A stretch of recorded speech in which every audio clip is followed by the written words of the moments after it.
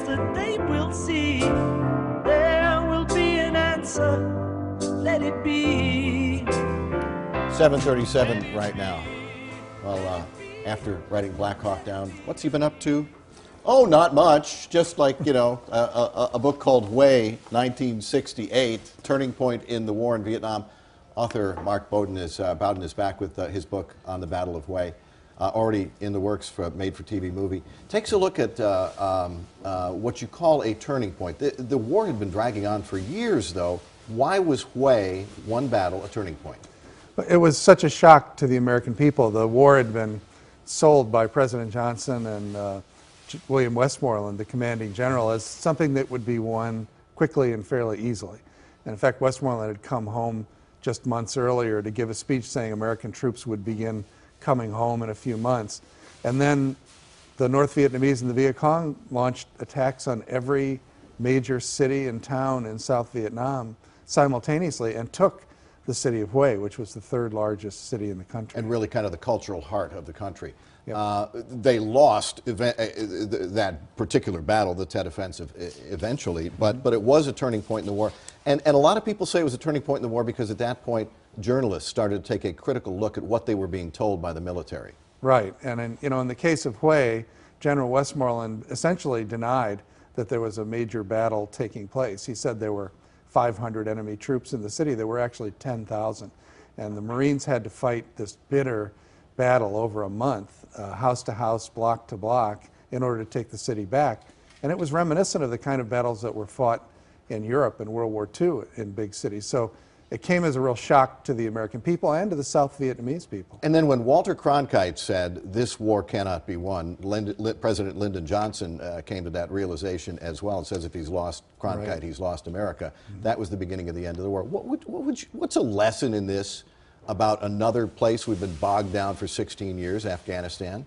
I think the lesson to me is that we should avoid dumbing ourselves down as a nation.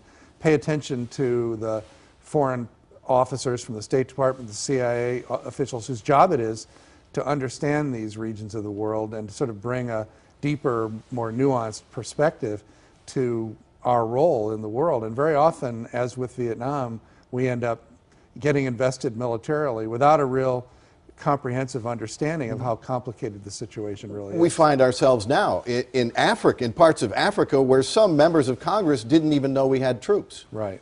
But you know, the State Department and the CIA are how we keep ourselves smart. I mean, we hire people to go live in these places and learn the language and the culture. And I think when we start letting our policy be guided by national political priorities as opposed to a real understanding of what's happening in other parts of the world, we get mired down.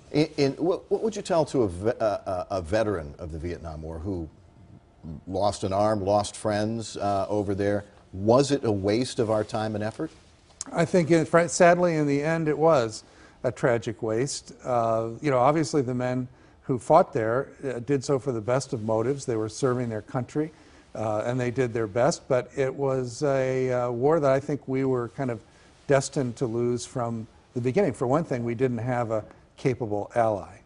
The North Vietnamese, the Viet Cong, had a clear mission: get America out of our country. Right. The Americans who were serving there got drafted, didn't really have a mission, and didn't really understand what the big picture was. Sure. I mean, I talked to many of the North Vietnamese and Viet Cong fighters for whom this war was really their life.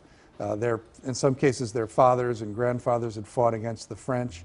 Americans went over with a short time calendar.